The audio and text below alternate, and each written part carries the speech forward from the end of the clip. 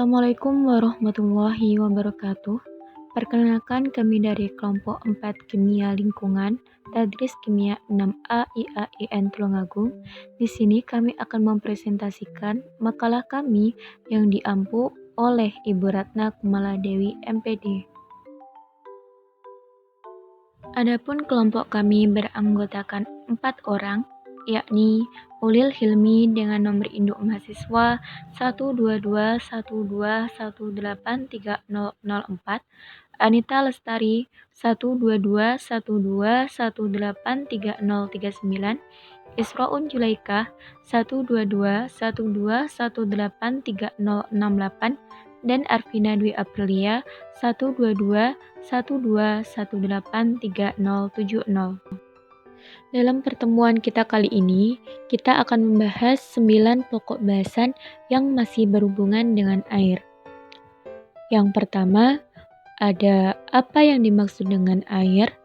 Kedua, mengapa air penting dalam kehidupan. Ketiga, bagaimana struktur air. Keempat, bagaimana klasifikasi sifat-sifat fisika dan kimia air. Kelima, bagaimana komposisi air. Keenam, bagaimana siklus hidrologi air.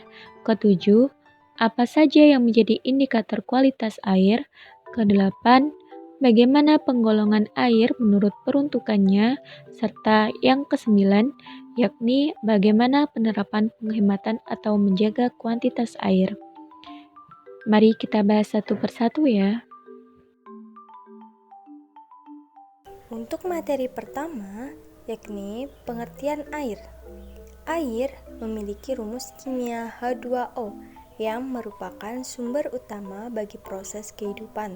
Tanpa adanya air, kemungkinan di dunia ini tidak akan ada kehidupan. Air di muka bumi dibagi menjadi 2 jenis, yaitu air permukaan dan air tanah. Air permukaan merupakan air berada di permukaan tanah dan sangat mudah untuk dilihat, misalnya sungai, danau.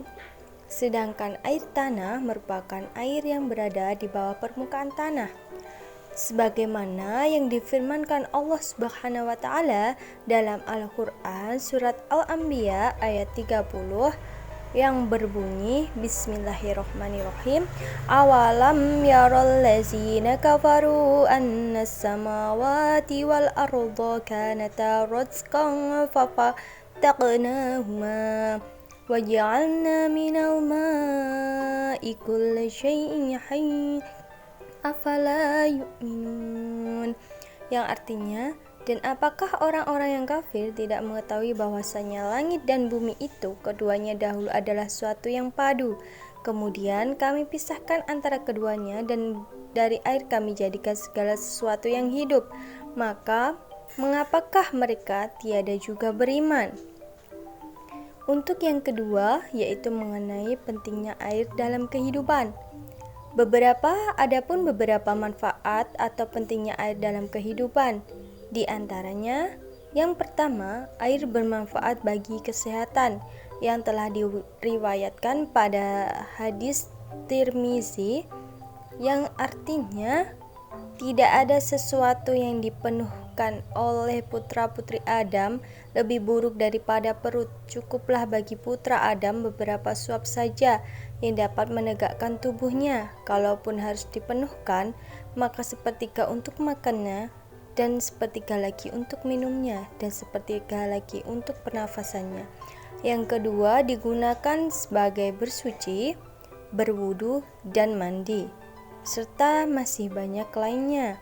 Yang ketiga, digunakan dalam membantu proses berlangsungnya kehidupan tanaman. Yang keempat, air berperan dalam proses metabolisme dalam tubuh manusia. Yang kelima, air berperan sebagai sumber pembangkit energi seperti PLTA. Pembahasan selanjutnya yakni tentang struktur air. Atom oksigen dalam molekul air dilukiskan membentuk orbital hibrida terluar sp3 dengan 2 pasang elektron non-ikatan. Teori Weissenberg mengklasifikasikan air sebagai molekul tipe Ab2F2. Oleh karena itu, Bangun molekul air berbentuk V dengan sudut ikatan HOH sama dengan 104,4 derajat, lebih kecil daripada sudut tetrahedron reguler, yaitu 109,5 derajat. Hal tersebut disebabkan karena tolakan yang lebih kuat dari dua pasang elektron ikatan pada molekul air tersebut. Dalam keadaan cair dan padat, antara molekul-molekul air terjadi asosiasi secara luas yang disebabkan tarikan dui kutub antara hidrogen positif dan oksigen negatif. Jenis asosiasi intermolekuler disebut dengan ikatan hidrogen. Kemudian, klasifikasi sifat-sifat fisika dan kimia air. Yang pertama yakni sifat fisika air, yang terdiri dari cairan yang tidak berwarna, tidak berbau, dan tidak berasa, dengan rumus molekul H2O dan bersifat polar. Akibatnya, air merupakan pelarut yang banyak digunakan. Pada kondisi standar, yakni pada tekanan 100 kPa atau 1 bar, mempunyai titik beku 275,15 Kelvin atau setara dengan 0 derajat Celcius, dan titik didih 373,15 Kelvin setara dengan 100 derajat Celcius. Yang kedua yakni sifat kimia air. Air tersusun oleh molekul-molekul triatomik sederhana, yakni H2O. Tetapi, tingkah laku air sangat kompleks dan beberapa hal agak unik. Sifat unik air terutama muncul dari struktur molekuler dan resultan gaya-gaya intermolekulnya. Hidrogen berikatan dengan oksigen membentuk fase berkeadaan cair. Lanjut ke pembahasan selanjutnya, yakni komposisi air. Air memiliki rumus kimia H2O, merupakan zat kimia berupa oksida hidrogen yang menjadi produk reaksi antara unsur hidrogen dengan unsur oksigen. Adapun persamaan reaksinya yakni 2H2O plus O2 sama dengan H2H2O. Air yang digunakan untuk kebutuhan manusia sehari-hari bukanlah air murni, melainkan merupakan air yang berasal dari sumber-sumber tertentu yang kemudian diproses dengan penambahan zat-zat kimia sehingga layak untuk dikonsumsi. Begitupun air yang kita minum juga bukan merupakan air murni, melainkan selalu mengandung sedikit gas, misalnya oksigen dan karbon dioksida, serta mineral-mineral tertentu yang dibutuhkan oleh manusia. Di sini, air murni adalah suatu persenyawaan kimia yang paling sederhana. Komposisi kimianya terdiri dari 2 atom hidrogen dan 1 atom oksigen yang saling berikatan secara asimetris. Terlepas dari komposisi air berdasarkan rumus kimianya, di bumi sendiri, tepatnya hidrosfer bumi memiliki kurang lebih 134 miliar kubik air. Sekitar 97% dari jumlah air tersebut berupa air laut yang asin. Air laut ini tidak dapat digunakan untuk keperluan sehari-hari, kecuali jika dilakukan desalinasi terlebih dahulu. Sebanyak 2/3 bagian dari 3% sisa air lainnya berupa salju dan gliser. Secara kasar, hanya ada 1% air yang berupa air permukaan dan air tanah, yaitu air yang dapat digunakan untuk kehidupan sehari-hari. Bagian yang relatif kecil ini terdistribusi tidak merata pada daratan di seluruh permukaan bumi. Beberapa hanya memiliki sedikit air, sedangkan daerah lainnya memiliki air yang berkelebihan. Mengingat komposisi dan pendistribusian air di bumi sebagai sumber kehidupan yang begitu melimpah jumlahnya, haruslah membuat kita semakin bersyukur, bukanlah malah tambah kufur. Hal ini sesuai dengan firman Allah dalam Quran Surat Al-A'raf ayat 10 yang berbunyi, A'udzu billahi minasyaitonir rajim. Bismillahirrahmanirrahim. ولقد مكناكم في الأرض وجعلنا لكم فيها معايش قليلا ما تشكرون. Sadaqallahul Adzim. Yang artinya, dan sungguh kami telah menempatkan kamu di bumi, dan di sana kami sediakan sumber penghidupan untukmu, tetapi sedikit sekali kamu bersyukur. Lanjut ke pembahasan yang keenam, yakni siklus hidrologi. Tak dapat dipungkiri bahwa air merupakan kebutuhan vital bagi manusia untuk hidup. Air yang ada di alam ini dapat dikategorikan dalam 5 jenis, yakni air junevil, air meteorik, air konat, air metamorfik, dan air magmatik. Air junevil merupakan air yang berasal dari proses pembekuan larutan magma dan bukan merupakan bagian dari hidrosfer atau siklus hidrologi. Yang kedua ada air meteorik, yakni air yang berada dalam siklus hidrologi atau air hujan. Yang ketiga, air konat merupakan air yang terperangkap oleh proses-proses geologi seperti pembentukan formasi dalam sedimentasi, penurunan muka air laut, proses pengangkatan, dan proses lainnya. Jenis air ini tidak lagi mempunyai hubungan dengan siklus hidrologi. Yang keempat ada air metamorfik, yakni salah satu bagian dari air konat, terjadi akibat proses rekristalisasi mineral yang mengandung air selama proses pembentukan batuan metamorf. Dan yang terakhir ada air magmatik, yakni air yang berasal dari pembekuan larutan magma dan bercampur dengan air metamorfik. Siklus hidrologi sendiri erat kaitannya dengan siklus meteorik. Siklus ini dapat berlangsung akibat panas dari radiasi sinar matahari. Proses dalam siklus hidrologi dimulai dari proses evaporasi, evapotranspirasi, dan presipitasi atau hujan. Proses evaporasi adalah proses penguapan air ke tubuh-tubuh air yang ada di bumi, baik dari laut, sungai, atau danau. Sedangkan evapotranspirasi adalah gabungan dari proses penguapan air yang terkandung di tanah, yaitu soil moisture dari zona perakaran, dan aktivitas vegetasi atau transpirasi dari proses evaporasi. Bisa teman-teman lihat pada PPT, itu ada gambar yang merupakan siklus hidrologi air.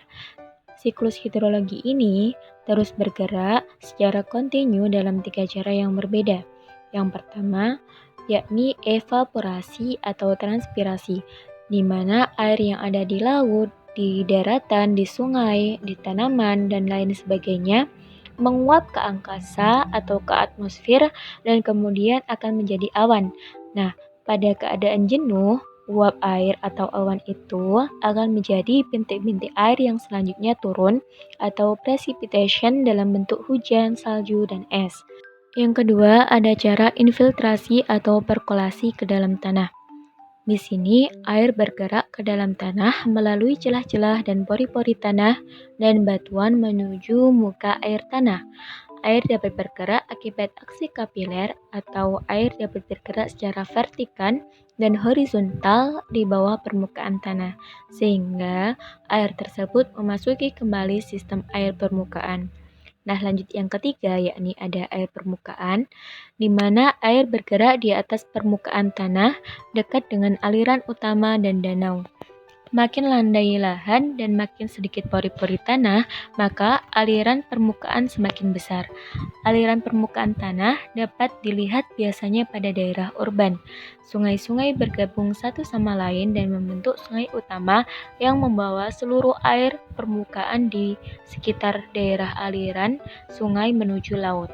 Air permukaan, baik yang mengalir maupun yang tergenang, dan sebagian air bawah permukaan akan terkumpul dan mengalir membentuk sungai dan berakhir ke laut. Oke, materi selanjutnya yaitu mengenai indikator kualitas air. Nah, jadi tingkat kualitas air yang dibutuhkan untuk setiap kegiatan tentu memiliki baku mutu yang berbeda. Oleh karena itu, harus dilakukan pengujian untuk mengetahui kesesuaian kualitas dengan peruntukannya. Nah, kualitas air dapat ditentukan dengan berbagai parameter, seperti parameter fisika, kimia, dan biologi. Untuk parameter fisika yaitu ada suhu, kekeruhan, TSS atau total suspense solid, dan kecepatan arus. Untuk parameter kimia ada pH, COD atau chemical oxygen demand, BOD atau total biochemical oxygen demand, dan juga DO atau dissolved oxygen. Lalu untuk parameter biologi itu biasanya digunakan makroinvertebrata. Nah, pada Peraturan Menteri Kesehatan Republik Indonesia Nomor 32 Tahun 2017 tentang Standar Baku Mutu Kesehatan Lingkungan dan Persyaratan Kesehatan Air untuk keperluan higien sanitasi, kolam renang, solus per aqua, dan pemandian umum juga ditetapkan mengenai standar baku mutu kesehatan lingkungan untuk media air. Nah, silakan coba dilihat di slide selanjutnya. Di situ terdapat daftar parameter wajib yang harus diperiksa untuk keperluan higien sanitasi. Oke. Lanjut ya, untuk materi selanjutnya yaitu mengenai penggolongan air menurut peruntukannya. Berdasarkan Peraturan Pemerintah Republik Indonesia Nomor 20 Tahun 1990 tentang pengendalian pencemaran air, Bab 3 Pasal 7 disebutkan bahwa ada 4 macam penggolongan air menurut peruntukannya, yakni yang pertama golongan A, yaitu air yang dapat digunakan sebagai air minum secara langsung tanpa pengolahan terlebih dahulu. Lalu yang kedua golongan B, yaitu air yang dapat digunakan sebagai air baku air minum. Lalu yang ketiga ada golongan C, yaitu air yang dapat digunakan untuk keperluan perikanan dan peternakan. Dan yang terakhir golongan D, yaitu air yang dapat digunakan untuk keperluan pertanian dan dapat dimanfaatkan untuk usaha perkotaan, industri, dan pembangkit listrik tenaga air.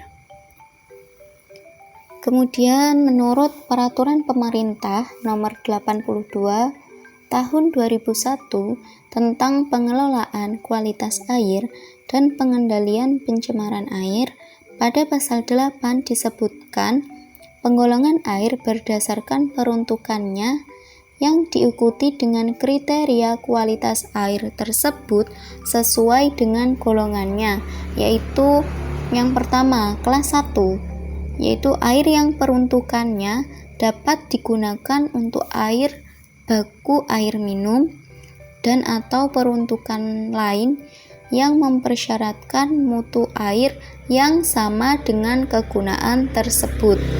Lalu yang kedua yaitu air yang peruntukannya dapat digunakan untuk sarana dan prasarana rekreasi air, pembudidayaan ikan air tawar, peternakan, air untuk mengairi pertanaman, dan atau peruntukan lain yang mempersyaratkan mutu air yang sama dengan kegunaan tersebut.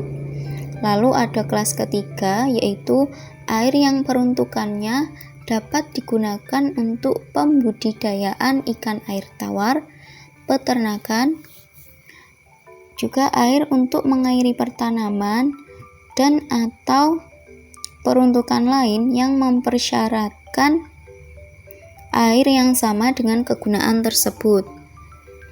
Lalu yang keempat, yaitu kelas 4, yaitu air yang peruntukannya dapat digunakan untuk mengairi pertanaman dan atau peruntukan lain yang mempersyaratkan mutu air yang sama dengan kegunaan tersebut. Oke, selanjutnya kita akan belajar mengenai penerapan, penghematan, atau menjaga kuantitas air. Nah, sebagai upaya untuk penghematan air, pemerintah telah menerbitkan beberapa peraturan terkait, antara lain, yang pertama ada Peraturan Pemerintah Nomor 42 Tahun 2008 tentang pengelolaan sumber daya air. Lalu yang kedua ada Instruksi Presiden Republik Indonesia Nomor 13 Tahun 2011 tentang penghematan energi dan air. Lalu yang ketiga ada Peraturan Menteri Energi dan Sumber Daya Mineral Republik Indonesia Nomor 15 Tahun 2012 tentang penghematan penggunaan air tanah. Nah, selanjutnya juga ada konservasi air atau tindakan pengawetan air.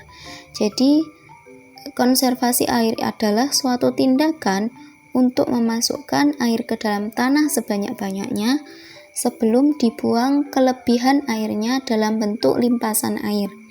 Nah, pada prinsipnya, konservasi tanah merupakan tindakan agar air ditabung di dalam tanah sehingga dapat dikonsumsi untuk pertanian, rumah tangga, dan industri. Nah, tindakan konservasi tanah dengan cara menjaga kualitas, kuantitas, dan juga kontinuitas. Menjaga kualitas air artinya air selalu ada dalam keadaan tidak berwarna atau bening, tidak berasa atau tawar, dan juga tidak berbau. Nah, sedangkan menjaga kuantitas air artinya saat musim hujan tidak kebanjiran dan saat musim kemarau tidak mengalami kekeringan. Lalu untuk menjaga kontinuitas air artinya selalu ada air sepanjang tahun dan juga kecukupan air yang tersedia untuk dikonsumsi. Oke, di slide selanjutnya itu terdapat alat-alat yang biasa digunakan untuk menghemat air. Nah, diantaranya ada flow resistor, solenoid valve, dan plug valve. Nah, yang pertama ada plug valve. Nah, plug valve ini adalah sebuah katup yang dilengkapi dengan lubang bukaan yang dapat diputar 90 derajat sehingga aliran fluida dapat diatur besar alirannya. Nah, katup merupakan komponen integral dalam sistem perpipaan dan merupakan cara utama untuk mengendalikan aliran, tekanan, dan arah fluida. Nah, plug valve ini adalah jenis yang tertua dari katup yang telah digunakan selama lebih dari 2000 tahun. Katup jenis ini telah dikembangkan terus-menerus selama beberapa tahun terakhir. Selanjutnya ada flow restrictor. Nah, flow restrictor dapat dipasang pada permukaan keran atau dipasang di dalam keran. Nah, beberapa flow restrictor didesain dengan bentuk saluran yang memungkinkan terjadinya aerasi sehingga mengakibatkan air akan dikeluarkan dengan aliran yang memiliki ukuran yang lebih halus. Dan yang terakhir ada solenoid valve. Nah, solenoid valve ini merupakan suatu alat sensor otomatis yang dapat mengatur volume penggunaan air sehingga dapat membantu penghematan air. Nah, solenoida mengubah energi listrik menjadi energi mekanik yang pada gilirannya dapat membuka atau menutup katup mekanis.